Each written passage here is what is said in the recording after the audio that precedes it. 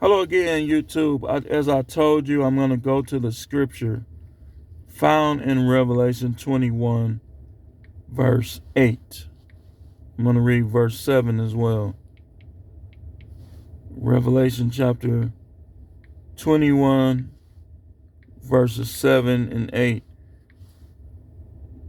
This is the truth, man, aka Prophet Howard.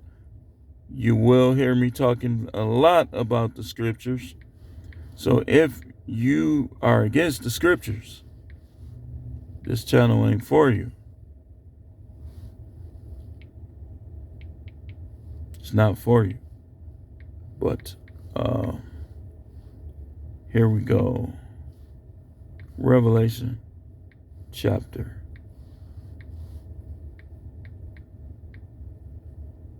21. There are people in this world that believe in their misunderstanding of the scripture that I'm going to read that they can't be saved. It's just not true. You say, well, I told lies, so I'm not going to be able to make it. I'm going to show you.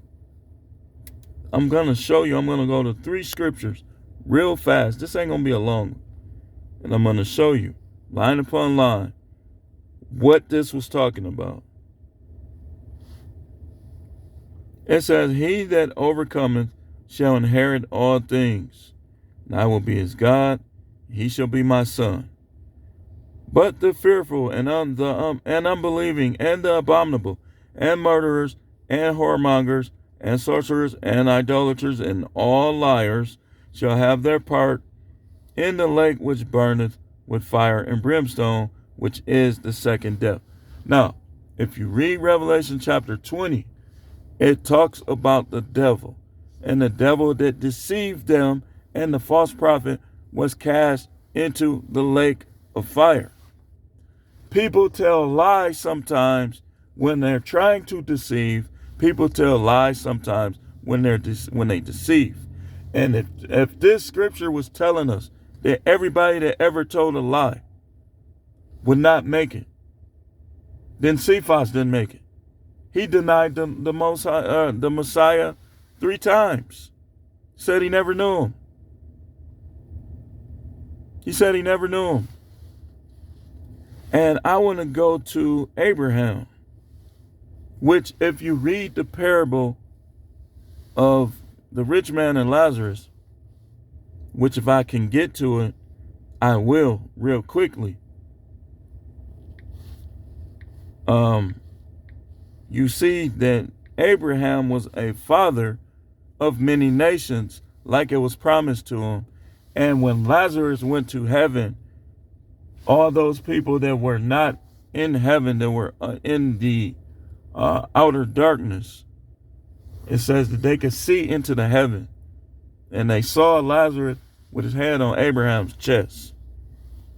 But let's look at what Abraham did. Let's look at it. Let's look at it. This is why you can't take everything literally. And you have to know when certain phrases were used, what exactly it was talking about. Okay, Genesis chapter 20. It says, to start, it says, Abraham journeyed from there to the south and dwelt between Kadesh and Shur and stayed near Gerar. Now Abraham said of Sarah his wife, she is my sister. And Abimelech king of Gerar sent and took Sarah. It said that Abraham journeyed from there to the south. After the destruction of Sodom and Gomorrah, Abraham moved. Well, hold on. Wait a minute. This is a commentary. I need the actual scripture. Hold on. Genesis chapter 20. Which his commentary was right, but I don't like to really always use commentaries. Okay, Genesis 20. Oh. Let's go to the ESV. So in verse 2 it says, Genesis 20 and 2, that Abraham lied and said that Sarah was his sister. So the king took her. It says, but God came to Abimelech in a dream by night and said to him, watch this. This is some deep stuff. See, you dudes, you think you a pimp or a player. I'm spitting. Because you got that man wife to jock you. But I'm going to show you what the Most High think of that. In verse 3 it says, but God came to Abimelech in a dream by night and said to him, behold, you are a dead man because of the woman whom you have taken, for she is a man's wife. He's saying it to all of you. You think you long wing dinging? You think she telling you that you bigger and badder than her husband? This is God's thoughts. Remember, he don't change.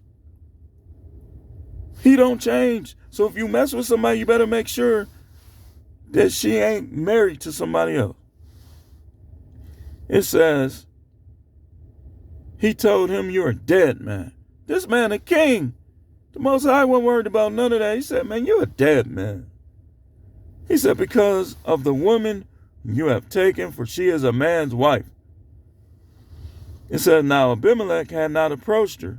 So he said, he said, Master, will you kill an innocent people?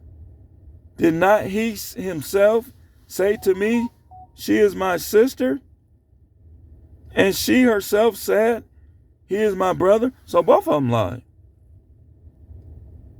In the integrity of my heart and the innocence of my hands, I have done this. It says, then the Most High said to him in a dream, yes, I know that you have done this in the integrity of your heart. See, he know our heart. You ain't fooling God. You mad at God, you better make up quick, because you can't fool him. And if you say, I ain't mad at God, but he looking at your heart. It says, yes, I know that you have done this in the integrity of your heart, and it was I who kept you from sinning against me.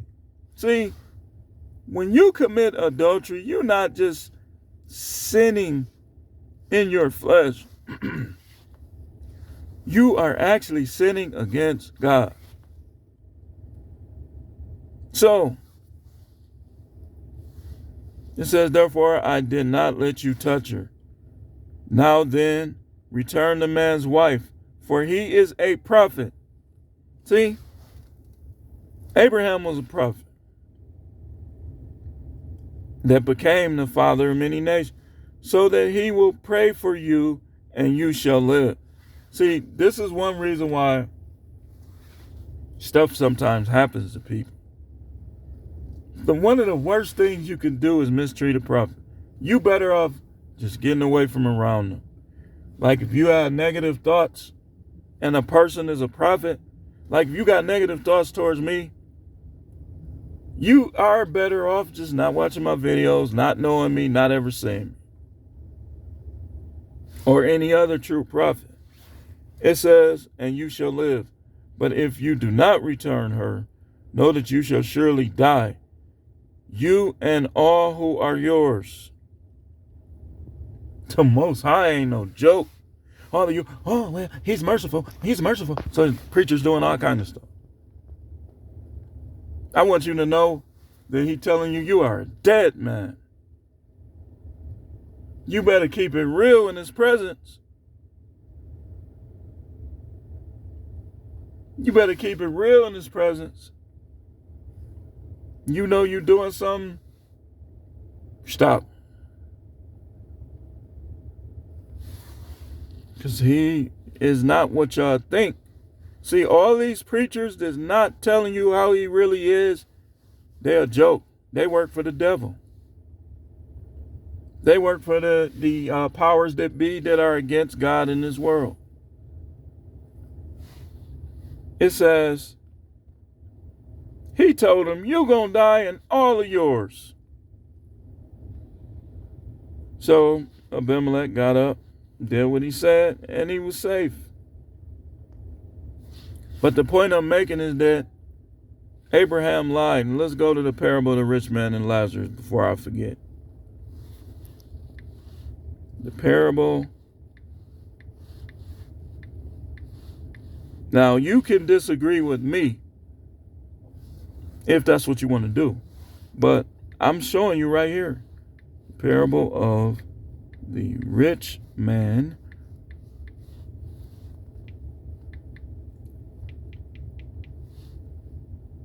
and Lazarus. Now let's go and let's find.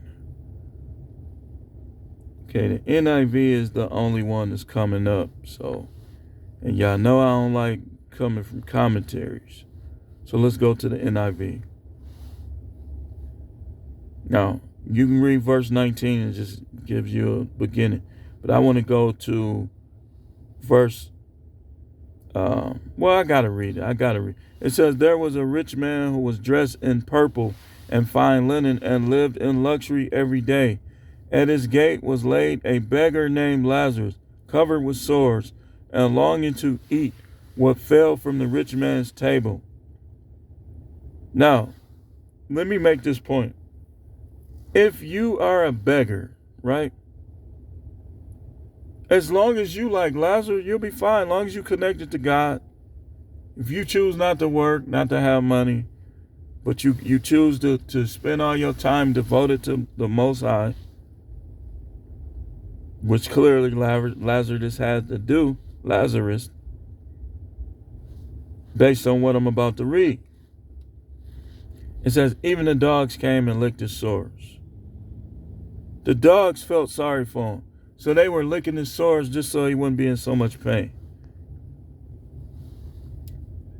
The time came when the beggar died and the angels, or the ministering spirits, carried him to Abraham's side. Now, this is the same Abraham that lied, right? Now, I just read to you in Revelation, it says all liars.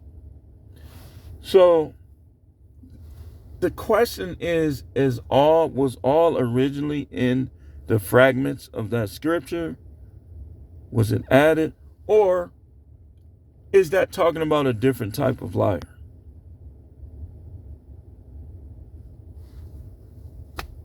You got to study it for yourself. It says, the rich man also died and was buried in Hades, where he was in torment. He looked up and saw Abraham far away with Lazarus by his side. So he called to him, Father Abraham. See? Abraham is the elder. It says, have pity on me and send Lazarus to dip the tip of his finger in water and cool my tongue, because I am in agony in this fire. Now, I've made many videos about the meaning of this rich man, the parable. The point I was making in closing is that Abraham lied. Revelation 21:8 says, all liars. So that tells me that must be talking about a particular kind of lie. Because the whole book of Revelation talks about the great delusion. And it talks about how people still wasn't repenting of their sins. And so on and so forth. And how the beast was in the world. But then it talks about Abraham was with the Father in heaven. So that shows me that you don't want to lie. The Bible tells us not to make vows and not to lie. said, let your yes be yes and your no be no. Because when you lie, it's like you're making the inhabitants of earth and the things of this earth that you desire to have priority over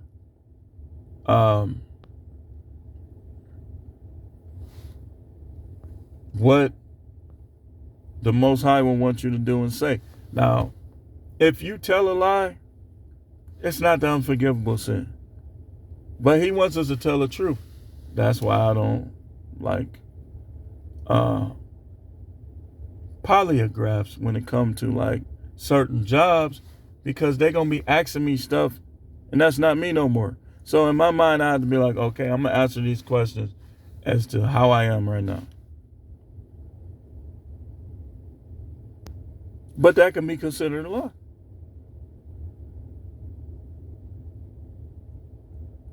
So,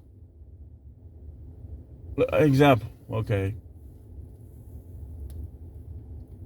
There was an instance where we were in another state and somebody lied on one of my sons, right? They said he had a BB gun.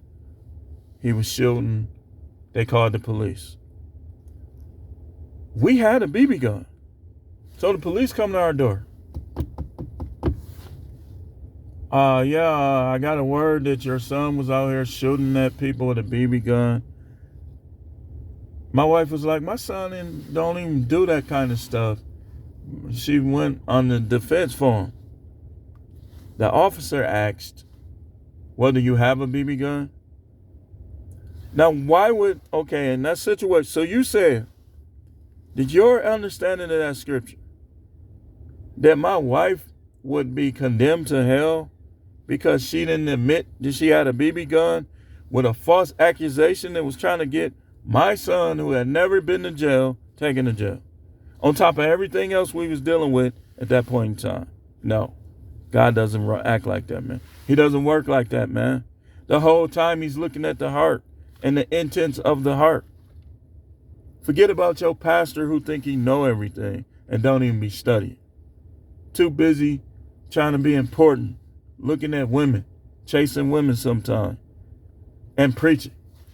You got to do more as a preacher. You got to do more than just preach. You need to be behind the scenes praying and studying more than you preach.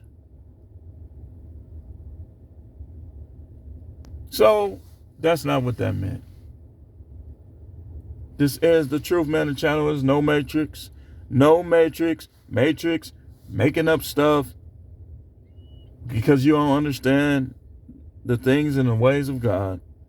No simping, all subjects channel. Thanks for watching.